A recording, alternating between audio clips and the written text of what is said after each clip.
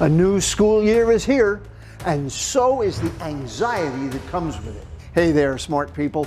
Your favorite Uncle Matt back with you, and today you're going to get my 5 best surefire tips for managing your back-to-school stress and anxiety. Do these 5 simple things and you'll completely overcome any worries, nervousness, or fears you might have. Most students have quite a list of things that they're stressed about. You've got a change in your sleep schedule and getting up at a different time. You've got transportation issues, just getting to class, whether you're walking, taking the bus, figuring out where to park your car. You've got concerns about what you look like, your hair, your skin, and what you're going to wear. You'll be meeting a bunch of new people, and you're wondering how that's going to go. Your new classes may seem overwhelming when you're first starting to realize what you're expected to learn. There are new teachers, new assignments, new tests. Altogether, those things can feel overwhelming. So let's overcome those feelings. By the way, if you haven't subscribed to my channel yet, I hope you do, and hit that little bell icon to be notified every time I release a new video. Here are 5 simple things you can do right now that may seem small at first, but when combined can add up to a powerful remedy that will help you feel calm, centered, and much more confident. Number 1, mentally stay in the present moment. One of the biggest issues for people is that they let their worst imagination run wild about what might happen or could happen. Instead, take it one day at a time. Focus on what's happening now and stop imagining all sorts of bad stuff that hasn't actually happened. You've probably heard it said before that 90% of the stuff you worry about never happens, and the 10% that does is usually not as bad as you imagined it would be. Also, when you stay in the present moment, you can free yourself of the baggage of the past. As the great mentor and trainer Tony Robbins has said, the past does not equal the future. Number 2, write out your worries. When you write down your concerns and see them on paper, you can take control over them. You can take the emotion out of it. You deflate them. It's called writing therapy. Make it a regular practice.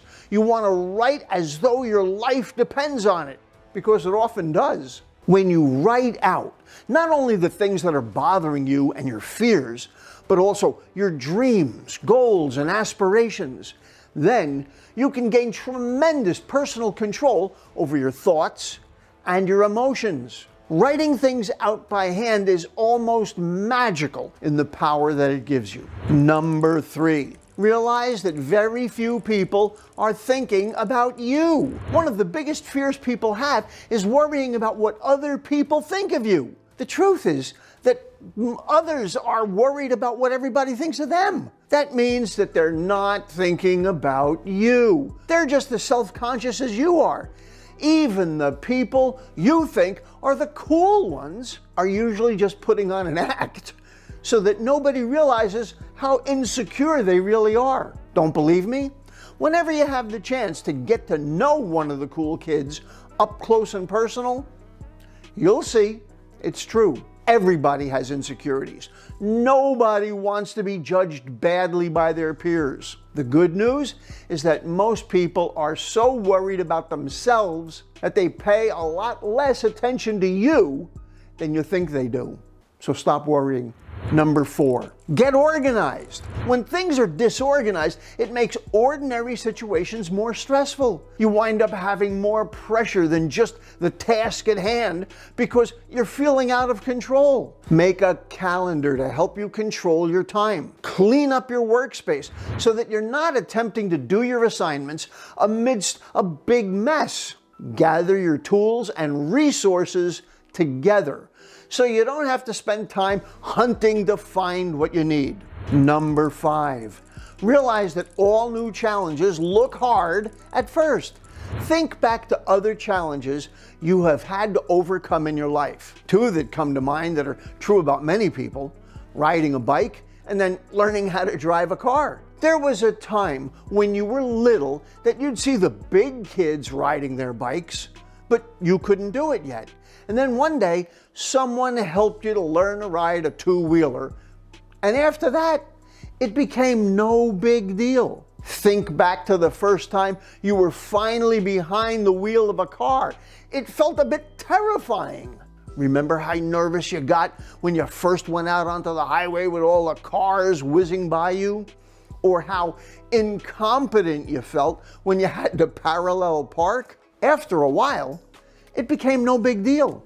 In fact, now you can change your music selection with one hand, flip off some drivers with the other, yell at the noisy kids in the back seat, and you're able to drive almost on automatic pilot.